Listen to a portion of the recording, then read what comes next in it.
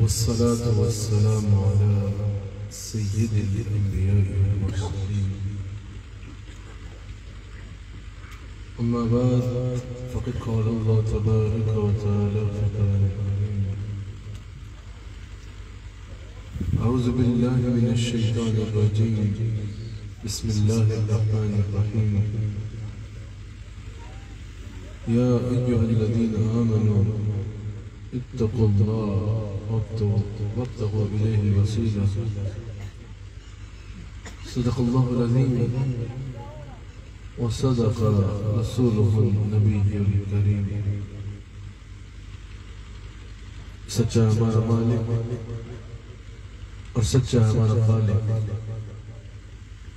کہ سوا اس واحد یکتا کی کوئی عبادت لائق نہیں، اور سچے اس کے پیارے حبیب آپ کے اور میرے آقا مولا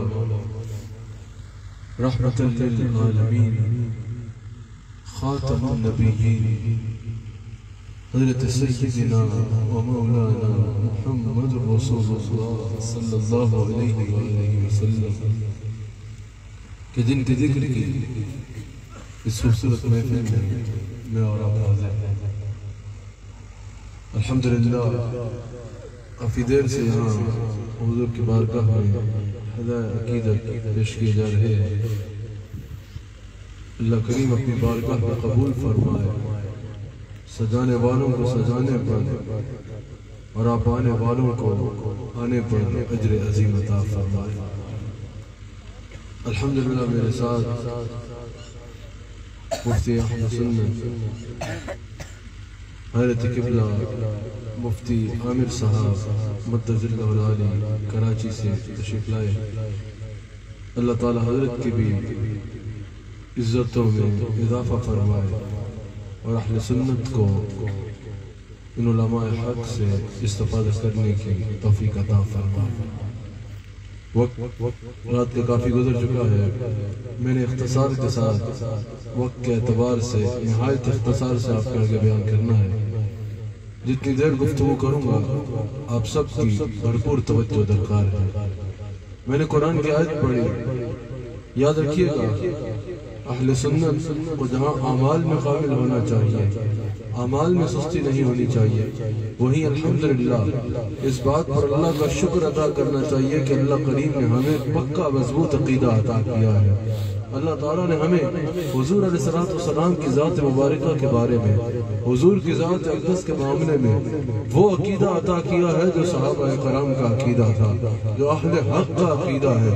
اللہ کریم نے ہمیں بد عقیدگی سے بچایا ہے اور حضور علیہ السلام کے معاملے میں صاف اور ستھرا عقیدہ عطا فرمایا ہے. الحمدللہ اس پر اللہ کا شکر ادا کرنا چاہیے. اور الحمدللہ اہل سنت کو اس بات پر اعتماد ہونا چاہیے کہ ہمارا عقیدہ کسی بازار سے نہیں آیا، ہم نے عشق کے نام پہ کوئی نئے بازار گرم نہیں کیے. الحمدللہ ہمارا عقیدہ ہی وہ عقیدہ ہے جو قرآن و سنت سے ثابت ہے. الحمدللہ کہ میں نے آیت تلاوت کی، اس میں تھوڑی سے کلام کر کے اپنی بات کو ختم کرنا ہے. اللہ کریم نے قرآن کریم میں ارشاد فرمایا: یا ایھا الذین آمنوا اتقوا اللہ، اے ایمان والو تقوی اختیار کرو. اور یاد رکھیے گا صوفیاء کے بیان کے آغاز میں سب سے پہلا درس یہی ہوتا ہے کہ ایک صاحب ایمان جو ہے اس کے لیے صاحب تقوی ہونا ضروری ہے.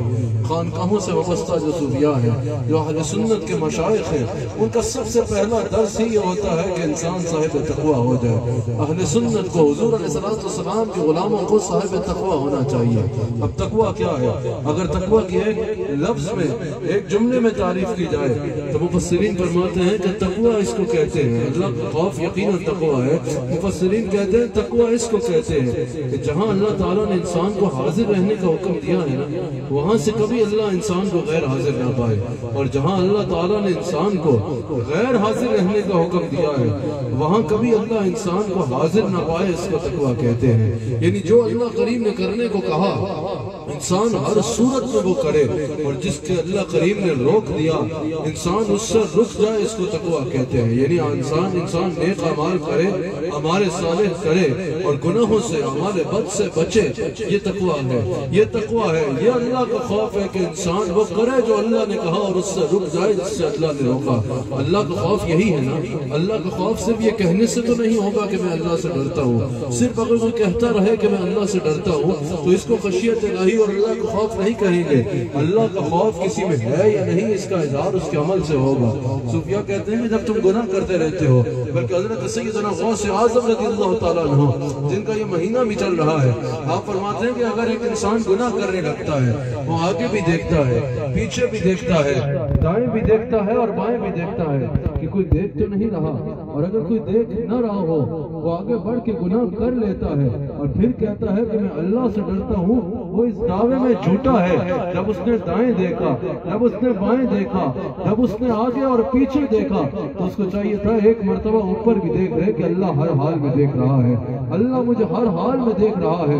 آپ فرماتے ہیں کہ یہ جانتے ہوئے کہ اللہ ہر حال میں دیکھ رہا ہے، پھر اگر کوئی شخص گناہ کرتے ہوئے لوگوں سے تو ڈرے کہ کوئی بندہ دیکھ رہا ہے تو گناہ نہیں کرنا، لیکن اس کی نظر اللہ کی طرف نہ جائے کہ اللہ ہر حال میں دیکھ رہا ہے، تو آپ فرماتے ہیں وہ اپنے دعوے میں جھوٹا ہے کہ وہ اللہ سے ڈرتا ہے۔ وہ لوگوں سے تو ضرور ڈرتا ہے، وہ مخلوق سے ڈرتا ہے، لیکن خالق کا ڈر اس کے دل میں نہیں ہے۔ صرف زبان کی حد تک یہ نہیں کہنا کہ میں اللہ سے ڈرتا ہوں۔ اگر میں کہوں اس مجمع میں تو اللہ کا کس کس کے دل میں خوف ہے کہ ہاتھ کھڑا کرے، یقیناً سب کے ہاتھ اٹھ جائیں گے، لیکن صرف یہ الفاظ کے حد تک دعویٰ محدود نہیں رکھنا، بلکہ اپنے عمل میں دیکھنا ہے، اپنے عمل سے دیکھنا ہے کہ اگر کوئی بندہ دیکھ رہا ہو تو ہم گناہ نہیں کرتے، ہمیں ڈر ہوتا ہے۔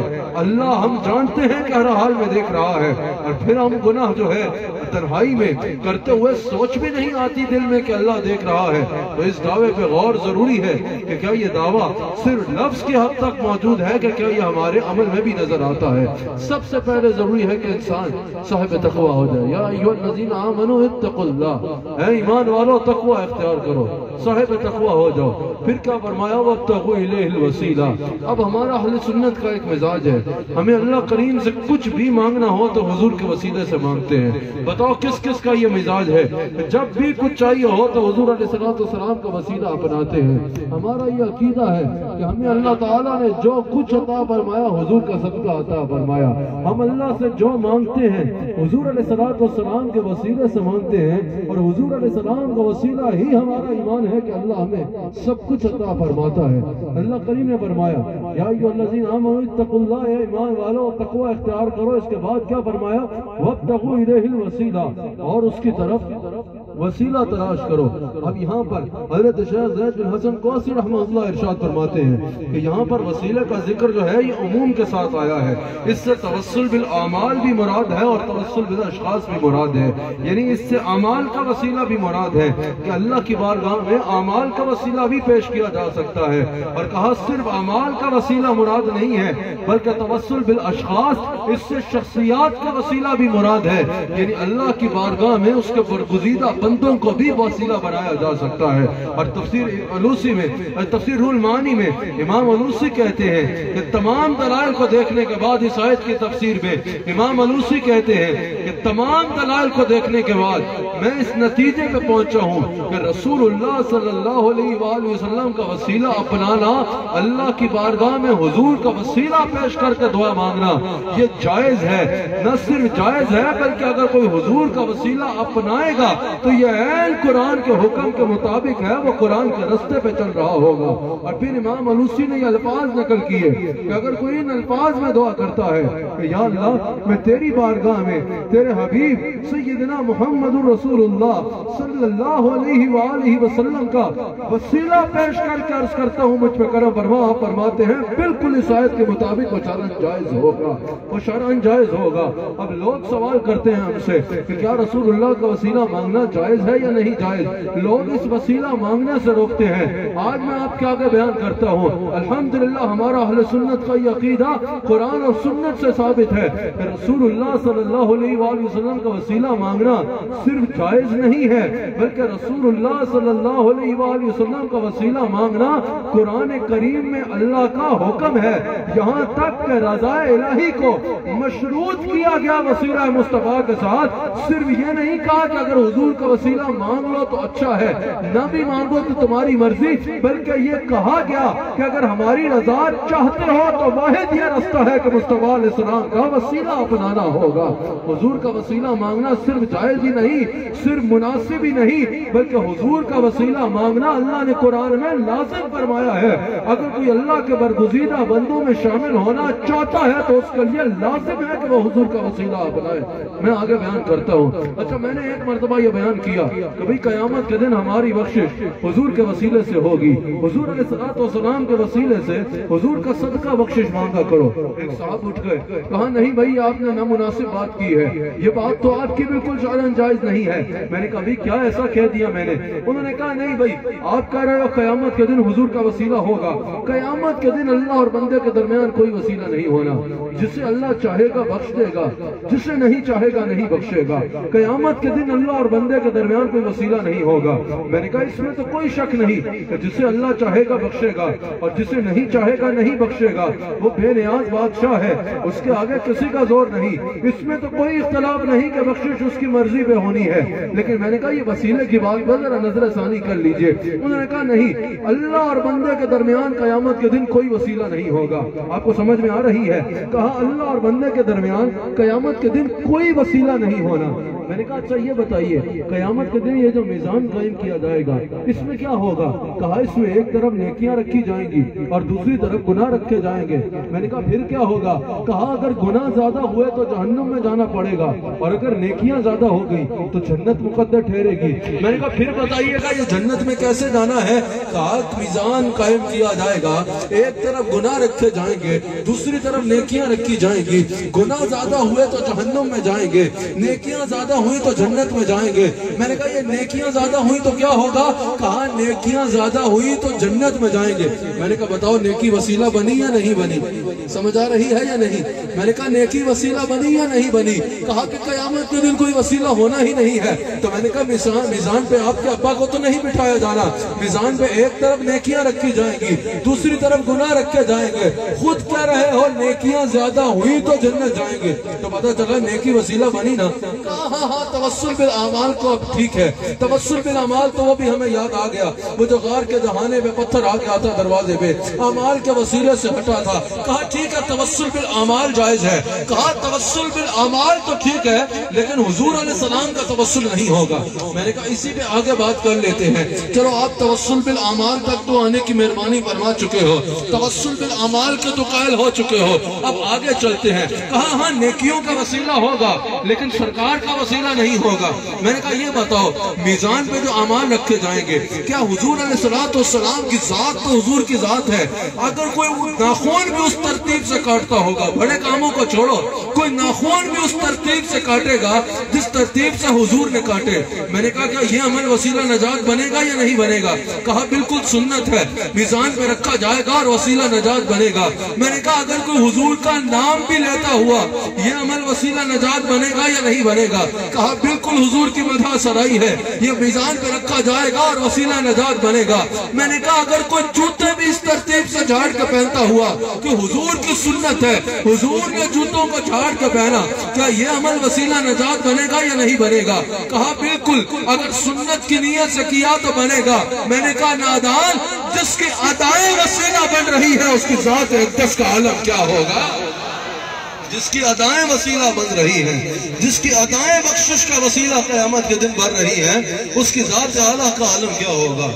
قطب مدینہ حضرت ضیاء الدین مدنی رحمت اللہ تعالیٰ علیہ، ان کے بارگاہ میں ایک شخص حاضر ہوا، کہا کہ میں نیکیوں کے وسیلہ کو قائل ہوں، یعنی نماز کے وسیلے کا قائل ہوں، روزے کے وسیلے کا قائل ہوں، حج کے وسیلے کا قائل ہوں، تہجد کے وسیلے کا قائل ہوں، یعنی جتنی نفلی عبادات ہیں یا فرض عبادات ہیں میں عبادت کے وسیلے کا یعنی نیکیوں کے وسیلے کا قائل ہوں، اعمال کے وسیلے کا قائل ہوں، لیکن حضور علیہ السلام کے وسیلے کا قائل نہیں ہوں.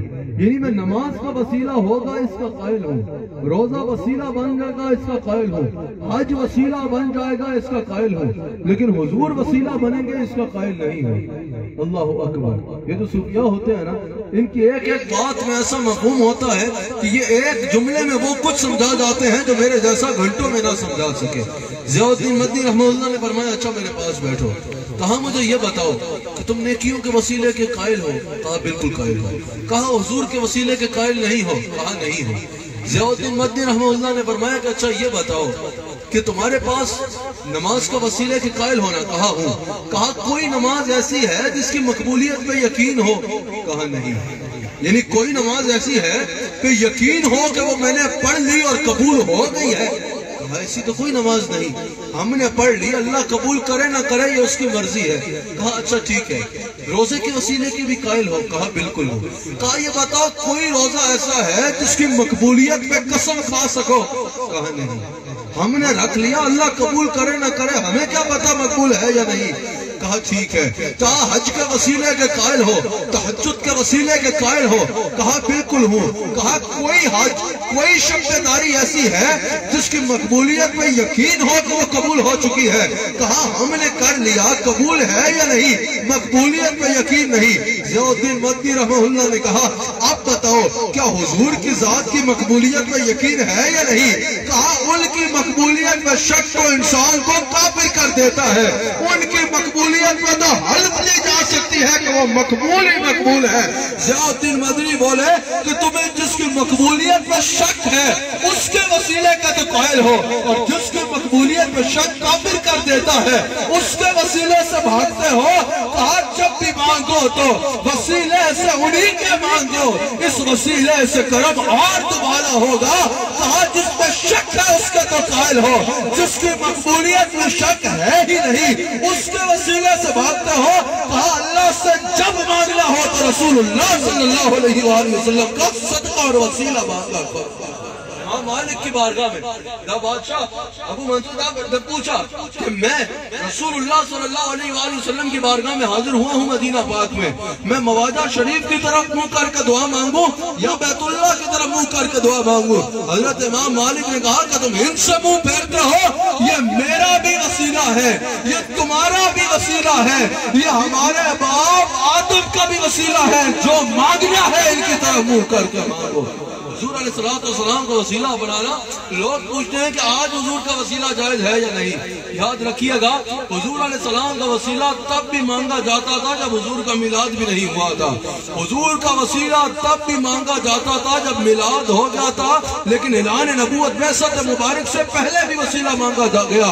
اور حضور علیہ السلام کا وسیلہ مانگنا آج صرف جائز ہی نہیں بلکہ اللہ کا حکم ہے. حضور علیہ السلام کے میلاد سے پہلے کیسے وسیلہ مانگا گیا؟ اللہ اکبر. امام حاکم اس کو نقل کرتے ہیں اور وہ کہتے ہیں کہ محدثین نے کہا کہ اس کے 72 حوالے ہیں اس روایت کے. امام حاکم نے اس کو نقل کیا. وہ کہتے ہیں کہ جب آدم علیہ السلام زمین پہ تشریف لائے نا, وہ معاملہ ہوا, اس کے سبب آدم علیہ السلام زمین پہ تشریف لائے. وہ کہتے ہیں کہ ایک عرصہ گزر گیا, حضرت آدم علیہ السلام توبہ کر رہے ہیں, سینکڑوں سال گزر گئے, لیکن وہاں سے پیغام رضا نہیں آ رہا. حضرت امام حاکم نقل کرتے ہیں ایک دن حضرت آدم علیہ السلام نے ہاتھوں کو اٹھایا اور کہا یا اللہ میں تیری بارگاہ میں سیدنا محمد صلی اللہ علیہ وآلہ وسلم کا وسیلہ پیش کر کے عرض کرتا ہوں میری توبہ کو قبول فرما لے. اللہ اکبر. وہ کہتے ہیں لمحوں میں پیغام رضا آ گیا. اللہ اکبر. اب یہاں پر محدثین نے کہا ہے اور یہاں پر صوفیاء کہتے ہیں کہ اگر اللہ تعالیٰ چاہتا تو آدم علیہ السلام پہلے دن ہی حضور کا وسیلہ پیش کر دیتے اور پہلے دن ہی پیغام رضا آ جاتا. کہا اس میں یہ حکمت بھی ہو سکتی ہے کہ اللہ اولاد آدم کو بتانا چاہتا ہے کہ جب ہمارے سچے رسول ہمارے سچے نبی کی توبہ قبول ہوئی تو ان کے وسیلے سے ہوئی, تو تم کون ہوتے ہو رسول اللہ کے وسیلے سے بھاگنے والے؟ کہا جس کو اولاد آدم میں بلکہ ساری خدائی میں جو ملے گا وسیلہ مصطفیٰ علیہ السلام سے ملے گا، حضور علیہ السلام کے وسیلے سے ملے گا۔ یاد رکھنا جس کو جو ملا حضور کا صدقہ ملا، حضور کے میلاد سے پہلے حضور کا وسیلہ کیسے ملا؟ سورہ بقرہ کی آیت نمبر 89 میں اللہ کریم ارشاد فرماتا ہے، ان یہود کا ذکر فرمایا جو حضور کے میلاد سے پہلے کفار کے برسر پیکار آتے تھے۔ اللہ کریم فرماتا ہے کہ جب آپ کے حضور کی ولادت سے پہلے کا ذکر ہو رہا ہے کہ جب وہ یہود، جب وہ اہل حق تھے، وہ کفار کے ساتھ برسر پیکار آتے تھے، اللہ فرماتا ہے میرے حبیب علیہ السلام ہم آپ کے وسیلے سے ان کو پتہ عطا فرماتے تھے۔ اس آیت کی تفسیر میں امام علوسی نے تفسیر المعانی میں لکھا ہے کہ وہ کیا کرتے تھے جب وہ جنگ کرتے تھے نا کفار کے خلاف، اگر پتہ نہیں ہو رہی ہوتی تھی، امام علوسی کہتے ہیں وہ تورات کو کھولتے تھے، وہ مقام نکالتے تھے جہاں حضور علیہ السلام کا ذکر ہے، اس مقام پہ ہاتھ رکھتے تھے اور کہتے تھے یا اللہ ہم تیری بارگاہ میں ان نبی علیہ السلام کا ذکر وسیلہ پیش کر کے عرض کرتے ہیں جنہوں نے سب نبیوں کے آخر میں گویا کہ ختم نبوت کا تاج سر پہ سجا کے آنا ہے، ان کا وسیلہ پیش کر کے عرض کرتے ہیں ہمیں پتہ عطا فرما۔ امام علوسی کہتے ہیں ہمارے نبی علیہ السلام کے وسیلے سے اللہ یہودیوں کو پتہ عطا فرماتا تھا، اور رسول اللہ کے غلاموں اگر میرے نبی کی ولادت سے پہلے کوئی یہودی میرے نبی کا وسیلہ مانگے اللہ اس کو عطا کرتا تھا۔ آج اگر کوئی رسول اللہ کا غلام میرے آقا کا وسیلہ مانگے گا تو عالم کیا ہوگا؟ رسول اللہ صلی اللہ علیہ وآلہ وسلم کے وسیلے سے بھاگنا نہیں، جس کو جو ملا میرے آقا علیہ السلام کے وسیلے سے ملا، جس کو جو مل رہا ہے میرے آقا کا صدقہ مل رہا ہے، اور قیامت تک جس کو جو ملے گا میرے آقا علیہ السلام کے وسیلے سے ملے گا۔ پہلے پہ بھی کئی بات کی جا سکتی ہے، ایک بات صرف سن لیجئے حضور کی ولادت کے بعد اور اعلان نبوت سے پہلے اللہ اکبر مکہ میں قید سالی ہو گئی، بارش نہیں ہو رہی تھی، محدثین نے اس کو نقل کیا ہے اس پورے بات کو۔ حضرت ابو طالب نے حضور علیہ السلام کو لیا، دیوار کعبہ سے لگایا جا کے، اور حضرت ابو طالب نے دعا کی کہ یا اللہ اس سونے چہرے والے جوان کا صدقہ بارش نازل فرما دے۔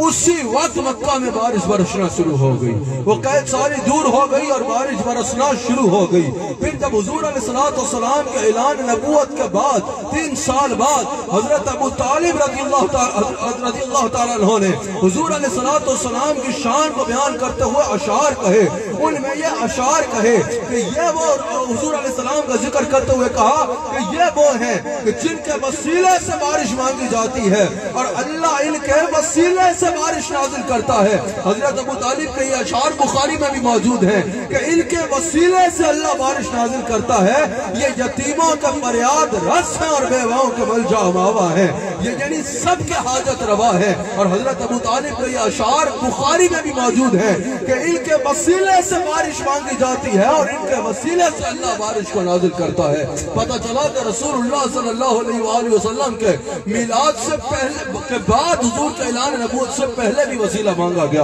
اور اعلان نبوت کے بعد 2 باتیں کر کے بعد کو اختتام پہ لے کے جانا ہے۔ حضور کا اعلان نبوت کے بعد تو حضور علیہ السلام نے خود اپنا وسیلہ مانگنا صحابہ کو سکھایا ہے۔ ترمذی میں حدیث موجود ہے اور امام ترمذی نے کہا ہے ھذا حدیث حسن صحیح، اور تو اور اس کو علامہ ابن تیمیہ نے بھی نقل کیا ہے، اور علامہ ابن تیمیہ نے بھی کہا ہے کہ یہ حدیث صرف اس صحابی کا لیے نہیں ہے جس کا واقعہ حضرت عثمان بن حنیف نے نقل کیا، یہ حدیث قیامت تک امت رسول صلی اللہ علیہ وآلہ وسلم کے لیے۔ اور وہ حدیث کیا ہے؟ ترمذی میں موجود ہے۔ حضور علیہ السلام کا دربار اقدس لگا ہے، ایک نابینا صحابی حضور کی خدمت میں حاضر ہوتے ہیں، آ کے عرض کرتے ہیں یا رسول اللہ صلی اللہ علیہ وآلہ وسلم آنکھیں نہیں ہیں، زندگی اندھیر ہے، بینائی عطا فرمائے۔ حضور علیہ السلام نے فرمایا کہ اچھا گھر جاؤ، گھر جا کے اس انداز میں دعا مانگو کہ یا اللہ میں تیری بارگاہ میں سیدنا محمد رسول اللہ صلی اللہ علیہ وآلہ وسلم جو نبی رحمت ہے ان کا وسیلہ پیش کر کے عرض کرتا ہوں اور پھر اپنی حاجت رکھتا ہوں۔ کام ہو جائے گا؟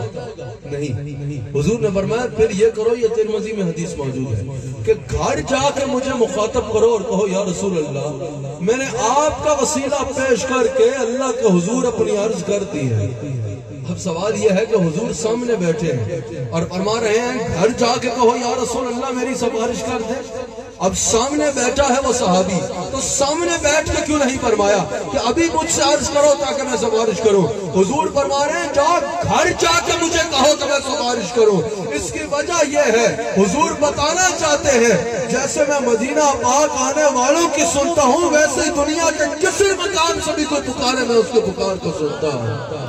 کہا کہ گھر جاؤ. حضور نے فرمایا کہ گھر جاؤ اور پھر کہو کہ یا رسول اللہ میں نے آپ کا وسیلہ پیش کر کے اللہ کے حضور عرض کر دی ہے, اب آپ میری سفارش فرما دیں. صحابہ کہتے ہیں کچھ ہی دیر گزری وہ صحابی حضور کے دربار میں واپس آیا, اللہ اس کو بینائی عطا کر چکا تھا. پتہ چلا حضور نے اپنا وسیلہ مانگنا خود سکھایا ہے. اور اللہ کریم نے قرآن کریم میں ارشاد فرمایا وَلَوْ أَنَّهُمْ إِذْ ظَلَمُوا أَنفُسَهُمْ جَاءُوكَ فَاسْتَغْفَرُوا اللَّهَ وَاسْتَغْفَرَ لَهُمُ الرَّسُولُ وَاسْتَغْفَرَ لَهُمُ الرَّسُولُ لَوَجَدُوا اللَّهَ تَوَّابًا رَحِيمًا. کہا جب بھی اپنی جان پہ ظلم کر بیٹھو نا میرے حبیب کی بارگاہ میں چلے جاؤ, فاستغفر اللہ, وہاں جا کے مجھ سے معافی مانگو, کیا کام بن جائے گا. کہا اصل بات تو ابھی رہتی ہے جس کے لیے یہاں بھیجا ہے. واستغفر لهم الرسول, پھر رسول اللہ تمہاری سفارش کرے. یہ وسیلہ کیا ہے؟ ہم حضور کا صدقہ اللہ سے مانگتے ہیں. یہ وسیلہ کیا ہے؟ ہم حضور علیہ السلام سے اللہ کی بارگاہ میں سفارش کی عرض کرتے ہیں. اللہ نے فرمایا اگر مجرم میرے ہو, اگر گناہ کر بیٹھے ہو, اگر اپنی جان میں ظلم کر بیٹھے ہو, مجھ سے معافی مانگو. صرف معافی مانگنا کافی نہیں ہوگا. واستغفر لهم الرسول, رسول اللہ کو ملاؤ, رسول اللہ تمہاری سفارش کرے. پھر وجد اللہ توابا رحیما, پھر تم مجھے گویا کہ ضرور پاؤ گے, ضرور پاؤ گے توبہ کو قبول کرنے والا اور رحم فرمانے والا. اللہ نے اپنی رضا کو, اپنی رحمت کو, اپنے کرم کو یعنی معافی کی صورت میں جو ہے اس کو مشروط کیا ہے حضور کے وسیلے سے. کہا حضور کا وسیلہ صرف جائز نہیں ہے, حضور کا وسیلہ صرف آپشن نہیں ہے, حضور کا وسیلہ صرف اچھا نہیں ہے. کہا حضور کا وسیلہ اگر میری رضا چاہیے تو مانگنا پڑے گا. جب تک حضور سفارش نہیں کریں گے تمہارا کام بن نہیں سکتا. اللہ کریم نے ہم سب پہ لازم کیا ہے کہ اگر اللہ کو راضی کرنا ہے تو حضور کا وسیلہ اپنانا ہوگا. تو پتہ چلا کہ اللہ تعالیٰ سے ہمیں جو ملتا ہے حضور علیہ السلام کا صدقہ ملتا ہے. جب بھی اللہ سے مانگو تو حضور کا وسیلہ پیش کر کے مانگا کرو, حضور علیہ السلام کا وسیلے سے مانگا کرو.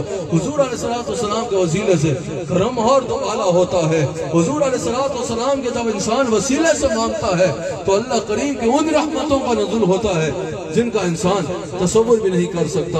اللہ کریم ہمیں عقیدہ اہل سنت پہ قائم رکھے. یاد رکھنا یہی وہ عقیدہ ہے جو صحابہ کا عقیدہ ہے, جو اہل بیت کا عقیدہ ہے, جو علماء حق اور صوفیاء کا عقیدہ ہے. اہل سنت کے اس عقیدے پہ قائم رہنا. جب بھی کوئی حاجت ہو در در کی دریوزہ گری مت کرنا, در در پہ دستک مت دینا. میرے آقا علیہ السلام کی بارگاہ میں اپنی جھولی کو پھیلا دینا. سب کچھ حضور کے دربار اقدس سے ملتا ہے, بخاری میں موجود ہے. حضور علیہ السلام کو اللہ نے تمام اختیار عطا فرما رکھا ہے. جس کو جو ملتا ہے حضور کے دست مبارک سے ملتا ہے, حضور کا وسیلہ ملتا ہے. اور اللہ نے حضور کو اختیار دیا ہے, حضور جب چاہے جس کی چاہے ویسے جھولی بھر سکتے ہیں. بخاری میں موجود ہے. حضور علیہ السلام فرماتے ہیں کہ اللہ نے مجھے زمین کے تمام خزانوں کی چابیاں عطا فرمائی ہیں.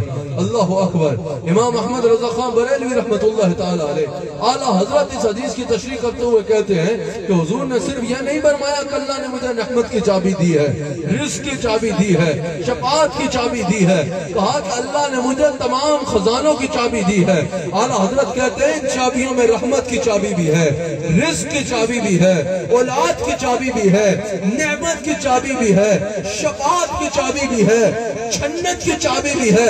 اعلیٰ حضرت کہتے ہیں اس حدیث سے عقیدہ واضح ہو گیا. اب اگر ہم حضور سے مانگتے ہیں تو اس کو کوئی شرک نہیں کہہ سکتا. کہا کہ اس حدیث نے عقیدہ واضح کر دیا. حضور نے فرمایا اللہ نے مجھے اپنے خزانوں کی چابی دی ہے. کہا شرک ہم تب کریں جب کہیں خزانوں کے خالق رسول اللہ ہے. ہم کہتے ہیں خزانے اللہ کے ہیں, لیکن حضور فرما رہے اللہ نے چابی مجھے دی ہے. کہا اگر اللہ نے رسول اللہ کو چابی دی ہے تو رسول اللہ سے مانگتے تمہیں کائے کو تکلیف ہوتی ہے. کہا شرک تب ہو جب ہم کہیں خزانوں کے خالق حضور ہے.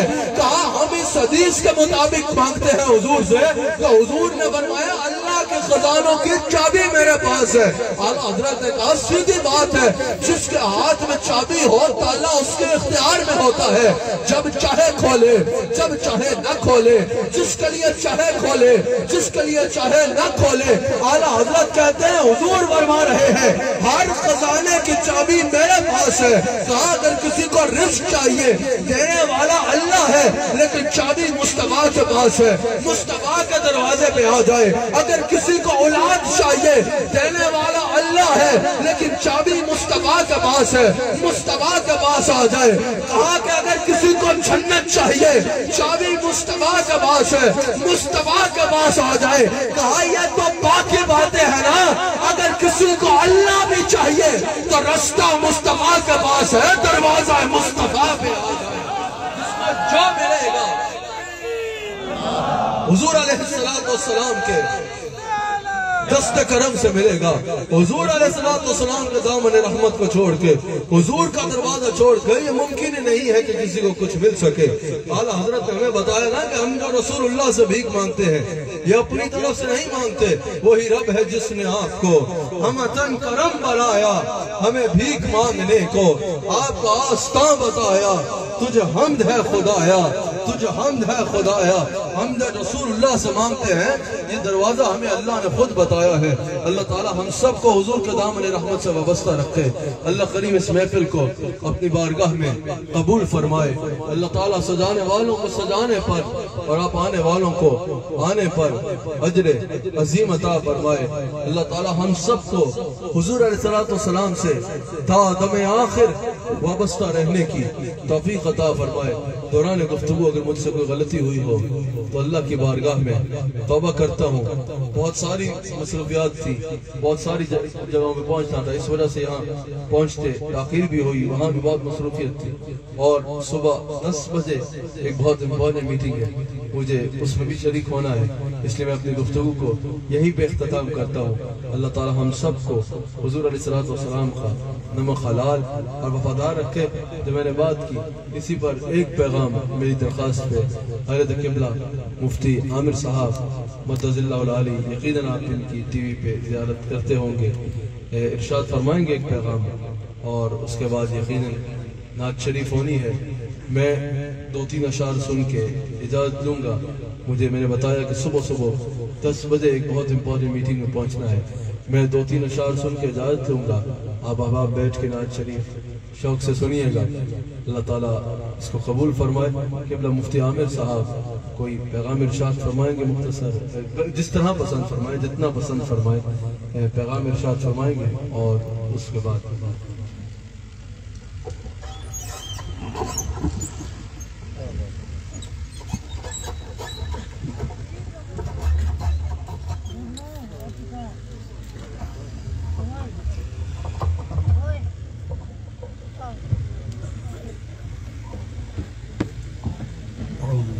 الشیطان الرجیم بسم اللہ الرحمن الرحیم ورفعنا لك ذکرک صدق اللہ مولانا العظیم وصدق رسولہ النبی الکریم۔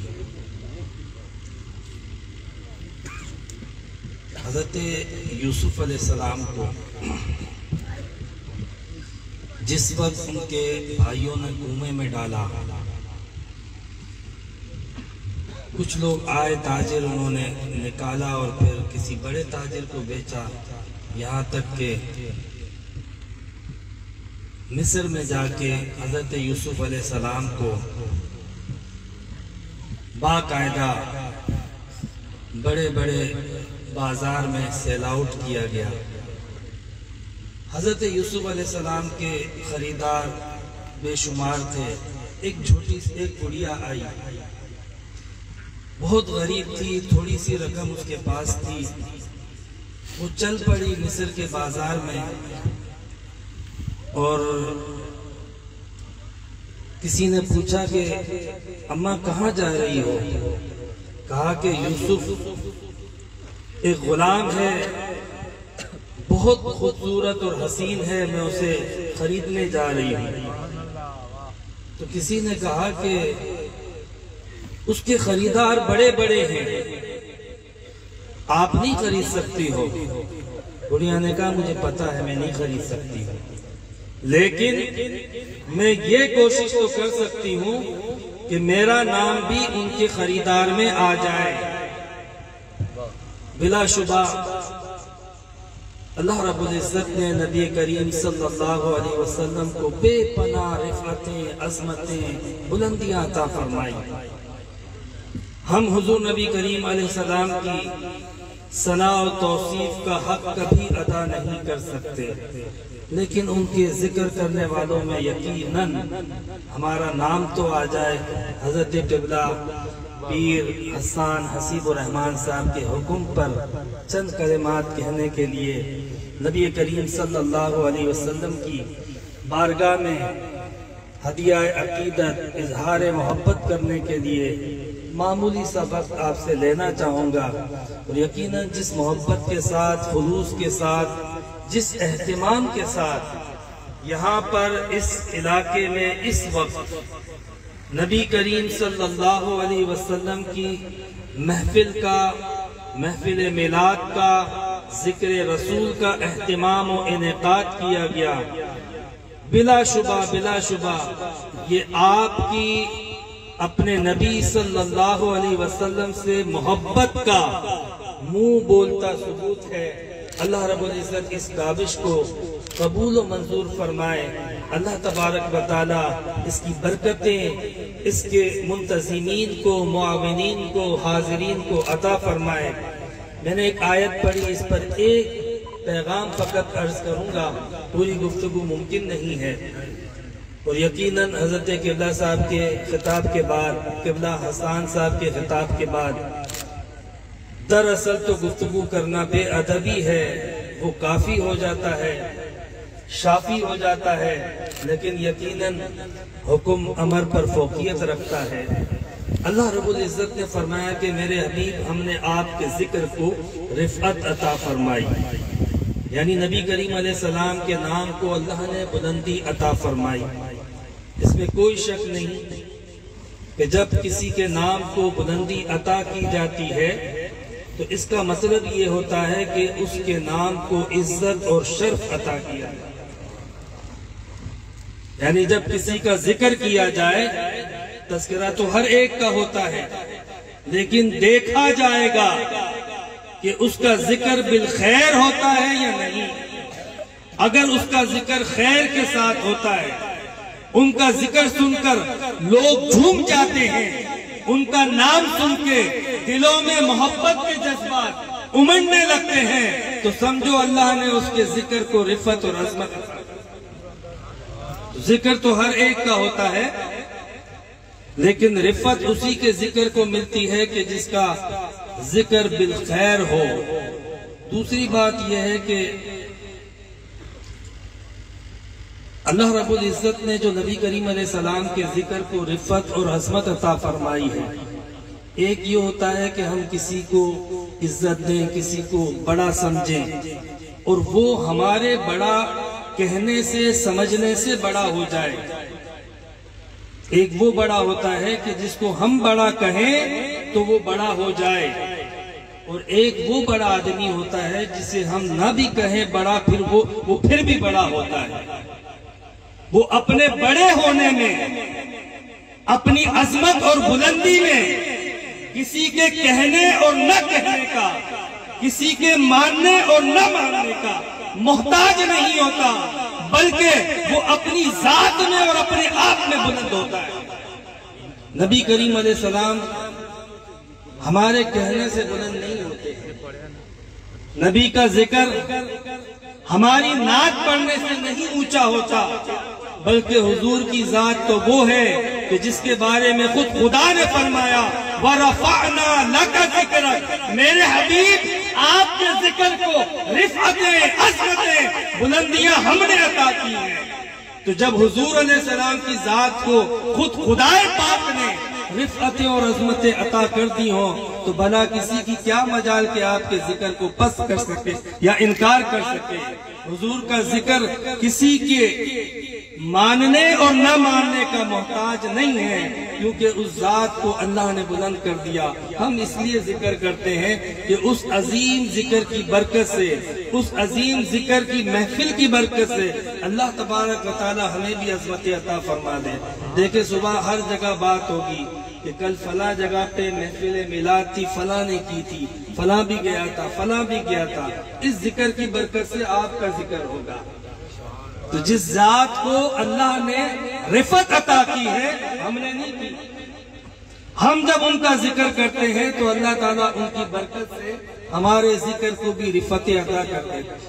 اور اگر ہم اس ذات کے ذکر کو لازم کر لیں جس طرح وہ ذکر قائم اور دائم ہے، انشاءاللہ نبی پاک صلی اللہ علیہ وسلم کا ذکر کرنے والے اہل سنت و جماعت عشاقان رسول قیامت تک جاری و ساری رہیں گے اور نبی کریم علیہ السلام کا ذکر کرتے رہیں گے۔ یہی پیغام ہے، یہی دعوت ہے۔ وآخر دعوانا ان الحمدللہ۔